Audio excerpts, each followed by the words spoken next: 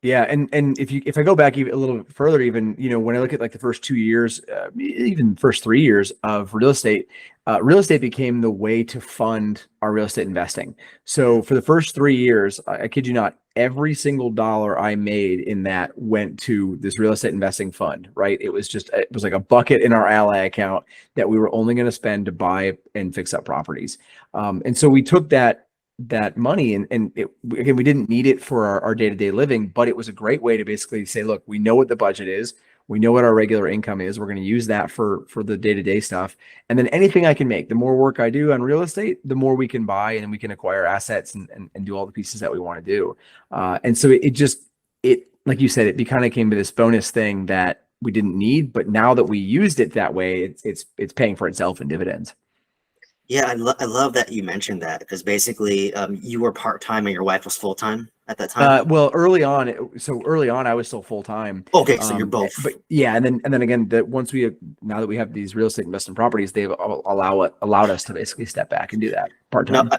I love that because basically, you both worked full time and then you had this side hustle and this money was house money at this point, right? Like you didn't Right. need it for lifestyle. You could cover your life living expenses, your extras, your needs, whatever you wanted with your double incomes. And then Mhm. whatever you made from the realtor was just like your fourth savings account where this real estate can fund itself, Yep. right?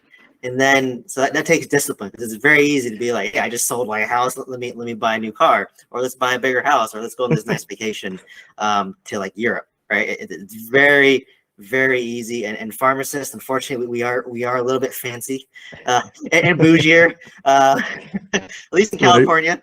But yeah, let's kind of dive into the real estate investing section. So you kind of Sure. gave a preview that you saved that money being a realtor, and then you dived into real estate investing. So kind of share that timeline.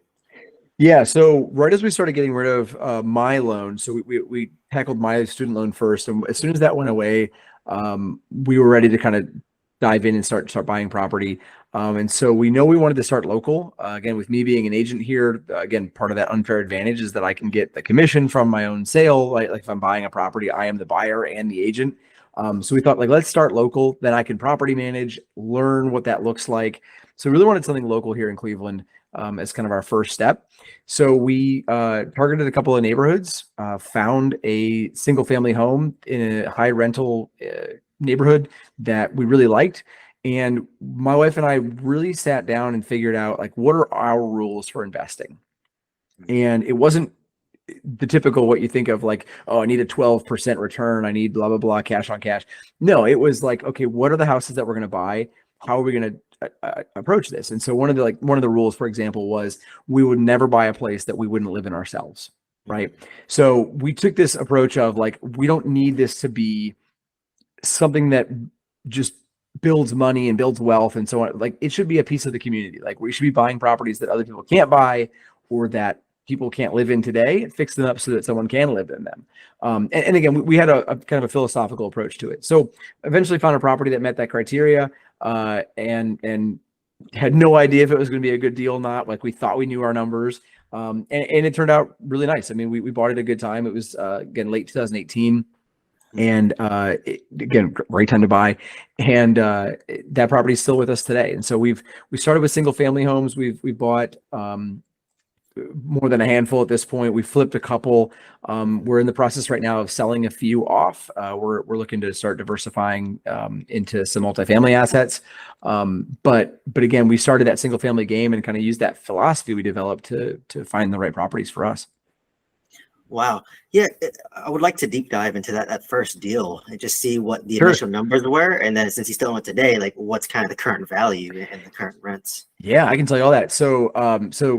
It was a single family home, 4 bedroom, 2 bath, about 1,800 square feet, and it was Mhm. pretty done. Like it didn't need a ton of work, but it had some bigger issues that I think were kind of scaring people off. So like it was a boiler heat house.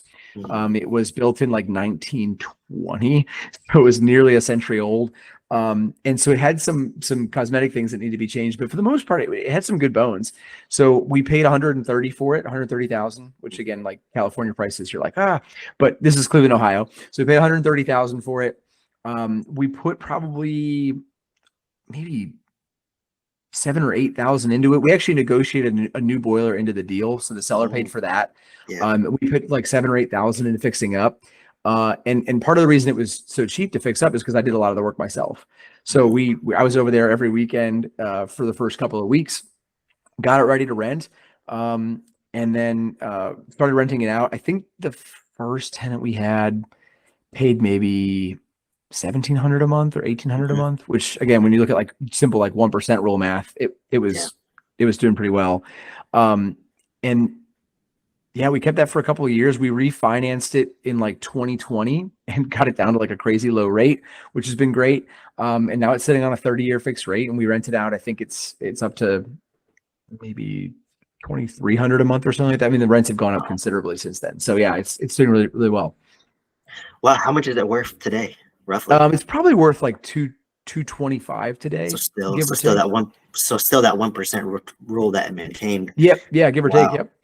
Wow. So yeah, some key nuggets from that, which I loved was, like you said, as pharmacists, we're busy, right? And I started off Mm, in turnkey real estate as well because you want to simplify the process because mm, buying real estate the first time is already a new process.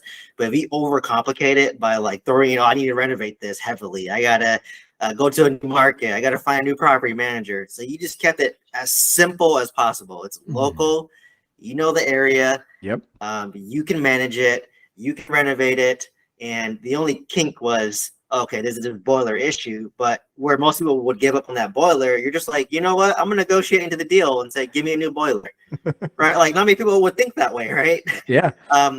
It's how can I get this done and make this a win-win, Right. right? Like that boiler was probably scaring away people, and they knew that probably going into it.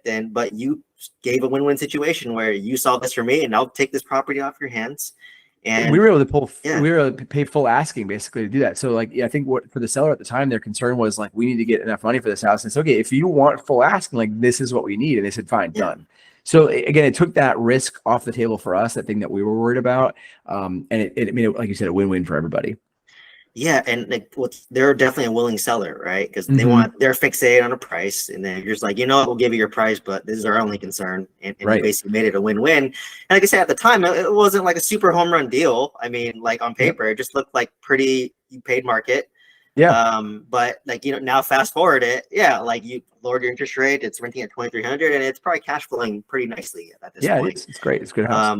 And then you basically built equity and you got your feet wet. Now you have experience. You have some property management experience. You renovate it, which is better than me. I can't do that. Uh, but I guess from here, what did your next property kind of look like, and what type of time window? Yeah. So the interesting thing about that property was that obviously we bought it as a conventional loan, right? It was just a typical investment property loan, 25% down. And what I immediately realized as I threw, whatever that is, like 30, $40,000 out the window to this property was like, whoa, okay. If you want to do this fast, like you can't just saving another 40 grand, like takes a while, right? Even with the extra income from real estate and such, like that was not something I could do every 3 or 6 months, right? It's just not going to happen. So we started thinking about, okay, if we want to continue doing this and we want to build up our portfolio a little bit quicker, what are some options? And so we wanted to look at the Burr method. And that was kind of our next approach.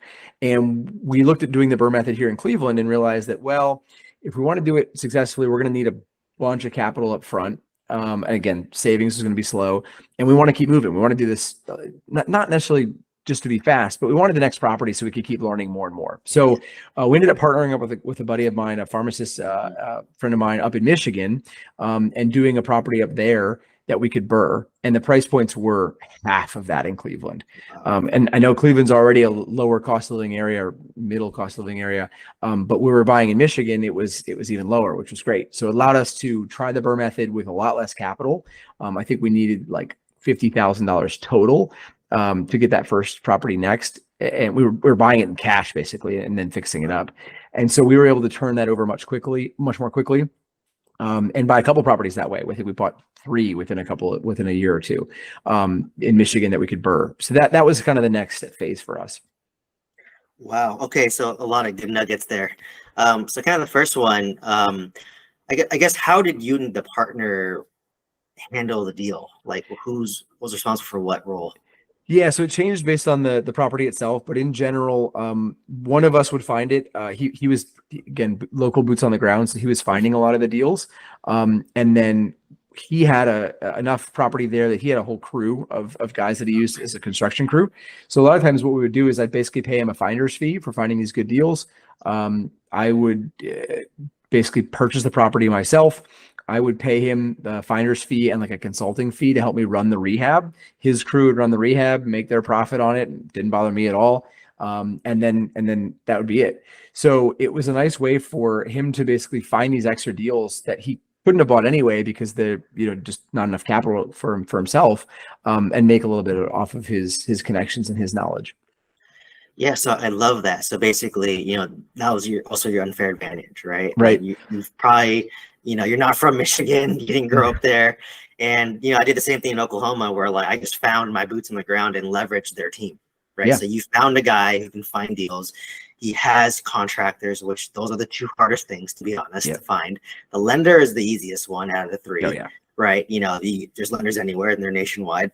But I love that you said, and every investor falls in this trap, right? Like you buy the first deal, you just wiped out your capital that you spent like a couple years to save up. And, exactly. I'm stuck in that hole right now, right? I'll be honest, I'm stuck in that hole right now. But basically what you're doing is, you're buying cash. So you use that $50,000, you buy it cash, you renovate it, hopefully the value goes up a little bit. You're able to rent it out, and then the bank will reassess it. And you do 70% or 75 or 80% loan to value cash out refinance. Hopefully you pull out your original $50,000. You might have a little bit extra. Then now you buy another property, you rent and repeat. So that's a great way to use that same $50,000 to continuously scale, because capital starts to become a constraint, right? Either you have to recycle your capital and leverage, or you have to start raising money or partner with people who do have the money. So I love that, once again, you're like, how can I do this without having to save for more capital? So that led you to go to like a cheaper market, which is, I did the same exact thing, right? Like, like to me, as I mentioned, like I was buying apartment complexes for $500,000. Right. It's just like, this is half the cost of a single family home in California. And it definitely blew my mind. So great. So I guess from these three in Michigan, I mean, buying three in 1 year is pretty fast. Like what happened after that in terms of real estate? So those worked pretty well. And again, it was three in about a year and a half. So every 6 months or so we bought one. And then we ended up flipping one after we did that, because it just, when we got to the Burr part, the numbers didn't make sense to keep it. So we ended up selling one. And again, we weren't like aggressively trying to acquire this massive portfolio, right? Our goal is never to just be people owning 1,000 properties because that's the thing to do. Like we're just looking to use this to supplement our life, right? So that was big for us. So we got those three. We ended up buying a couple more here in Cleveland once we had that capital kind of turning over. And keep in mind too, like while we're doing these deals, right? And nearly all of them, mostly through sheer luck and the market appreciating, nearly all of these were perfect burrs. So we got really lucky. Again, the market helped us tremendously. Even the times where I made mistakes and we were way over budget on rehabs, the market basically floated us. So like we looked really smart, even though I wasn't, right? So the market helped us out a ton in that. And then so as we're doing this, like we're saving up money like we had been, and we're preserving the capital that we started with. So it just keeps kind of rolling and compounding on itself, which was great. So it allowed us to buy a couple more properties here in Cleveland. And the point at which it kind of stopped or really paused was as the rate started to increase. So we bought a property here in Cleveland that I really liked. It was another Burr. We're like, oh, this is going to be great. We bought it. We actually got under contract on Christmas Eve of 2021. And we're like, oh, this is gonna be great. Like, this is awesome. And refinance it in 6 months, right? And we did our math with the rates that they had been. We had no idea rates were going to be going up anytime soon in 2022. We got to the 4-month mark, and I was just finishing up rehab. We had a couple more things to do because it was winter, and I do a lot of the work myself on a lot of these properties. So it just takes me longer than the typical investor. And so anyway, so we get to the point of like, okay, we're 2 months away from rehabs, and we start seeing the rates start going up, and they just keep going up. And so we had sunk about $40,000 into the renovation on this. Got to the day where we could refinance and realized like, we just can't. Like, there's no reason to refinance this. We're going to burn all this cash flow in this deal. It's better just to preserve the cash flow on this property and leave the money sunk in there, leave the equity in the home. So we didn't refinance that, and that kind of paused everything and just it slowed it all down quite a bit for us. So that's when that was not the last property we bought, but that was really when it started to change from what we'd been doing before. Yeah, the one thing I love that you mentioned was, with real estate, you can have a plan going in, but obviously your exit strategy, whatever you had the exit plan coming in, it might change, and just be open to that, right? Because Yeah. you did, like you said, like in retrospect, you're a genius. You did a perfect burr, right? But then no one, like even myself included, like a bunch of my single family homes appreciated like crazy from 2017 all the way up to like 2022. And I did nothing, right? I wasn't anything special. I'm not a genius. It was just the market doing its thing, right? Exactly. And like you said, it covered up your mistakes where you went over budget, didn't matter, right? Yeah. The value just went up, you got your money back. But what was kind of cool too was you're just like, one deal we had to flip it because it just didn't make sense to keep it as a bird, right? Yep. So you just have to be flexible with your exit strategy, because that was my kind of downfall a little bit. I was so fixated on buy and hold. Like I just want to own every single property for the rest of my life. But like that's idealistic. But once you kind of come in, you might hit a point where you're like, you know what, this actually does make sense to sell, and this is why we're selling it, right? And then another kind of nugget that I love that you mentioned was, basically when you invest in real estate, you're not just chasing this number. And I think a lot of people fall in this trap. I'm guilty. I'll be honest. My number was 100, right? My number was 100, and which I almost hit. But I was just chasing this arbitrary number. But ultimately, real estate was just for lifestyle supplementation. Right. Because I want to do exactly what you're doing, where I just want to have the option to work part-time or not at all. Right. Or maybe me and my girlfriend, she just part-time each as well. Yeah. And then, you can own a decent portfolio and have enough wealth to know what to do with. So I love that you said that, like, you know what, I can take longer, whatever. It's a marathon for you. You can take 30, 40 years to get there. It's not like you're trying to buy 1,000 units in a year, like most indicators are doing, right? So you can go at your own pace, and you just mentioned that you have to pause. That's okay too. I'm pausing right now too, because my interest rates are so high that, like, if your interest rate's at 7%, well, it's better to leave your money in the deal because you're locking in a 7% return on your money, which is great. No one can say no to that. So, like right now I'm pausing too, because like my interest rate's high, and but when interest rates drop, then we'll just pull our money and go buy some more. So it's I just love how like methodical and like systematic you are in terms of your approach. And I think that just might stem from the fact that you're a pharmacist, and I'm a pharmacist, so I understand exactly, what you're doing and how you're doing it. So let's kind of fast forward till today. So like, what does kind of your real estate portfolio look like today? So to mention that all happened like early 2022, mid 2022, and that's right around the same time that I decided to switch to part-time. We looked at our numbers, we looked at everything we were kind of sitting on, and said, yeah, we can officially like make this switch to part-time. Again, I've got a fantastic boss at work that allowed me to actually do that. So now I'm down to 20 hours a week. My wife's at 32, which is kind of perfect for her. I get to put the kids on the bus every day, take them off the bus when they get home. Like it's the perfect setup. And so that has slowed down our investing a little bit, just because obviously there's less free cash to go around, and that's been okay. It's allowed us to focus on vacations and hanging out with the kiddos. So now we've got, again, a handful of single family homes. We've sold off a couple of those. We're actually repositioning right now, trying to free up some capital. We're working on what I think will be our next big deal. So as I mentioned early on, one of our big philosophies is like, can we take properties and make them better for a community? Can we do something that we see a need? Can we fill it, right? And so one of the things that we know is that there's a housing crisis going on right now. No places for people to live. Rents are crazy high.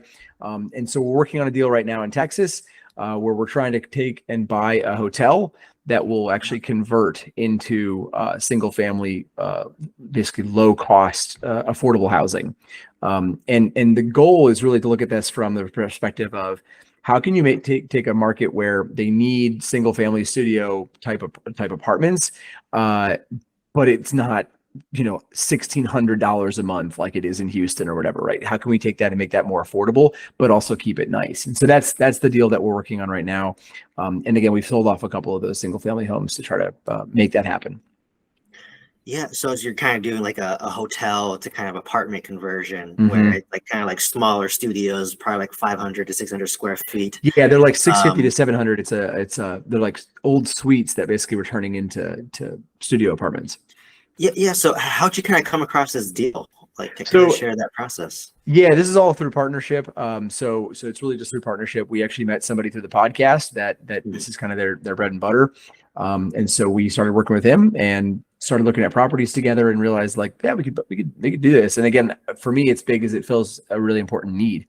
The money is good, but the deal itself and what it means for a community seems like it's a perfect fit. So we're trying to figure out if it's going to work. We're still a couple of months away from closing. So I don't want to get too far ahead of things, but the goal is to make it happen. And if it works well, then to repeat that process in other places. Yeah, so what I love about this is it's just kind of like the monopoly philosophy, right? You got four greenhouses and you trade up to a hotel, Yeah, and right. Yeah. and that's what you're literally doing. And what's really nice about real estate is, like you said, you have the money that you put in the deal, Mhm. or you deferred them, but like now they went up in value, so you can sell them off. If you do a 1031 exchange, you can defer all that. But Mhm. if you do just take the hit, you pay the long-term capital gains tax. Now you have the money ready to trade up to a bigger deal. And that's just kind of the natural progression as you get more advanced, right? Just like Mhm. pharmacy school, like you're not Yeah. going to be doing fourth year work as a first year. It's way over your head. So it's always nice to start like in single family homes. It's the most understandable because everyone lives in a single family home or lived in a single family home at one point or the other, or been in one. And then Mhm. eventually you organically trade up to something that's, more economies of scale. It's more scalable. So that's why I do apartments myself right now, where it just doesn't make sense for me to buy single family homes when I can just get 30, 40 doors under Sure. one roof. And it's just easier in terms of bookkeeping, talk to one property manager instead of like multiple. So no, definitely love that progression and, transition over to multifamily. But I guess for me, my question